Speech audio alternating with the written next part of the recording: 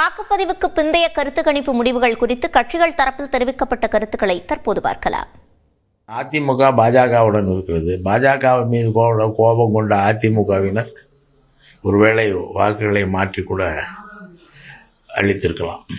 170 இடங்களுக்கு மேல் தான் நாங்கள் வருவோம். தனிப்பட்ட முறையில் ஆட்சி அமைப்போம். கூட்டணி ஆட்சி இருக்காது.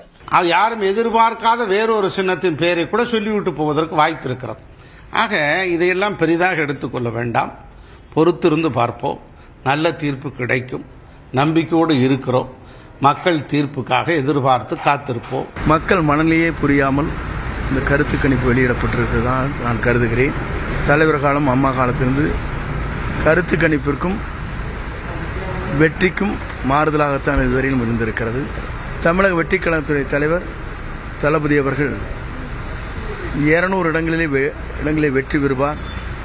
அவர்தான் தமிழ்நாட்டின் நிரந்தர முதலமைச்சராக அரியணையிலே அமர்வார்கள்.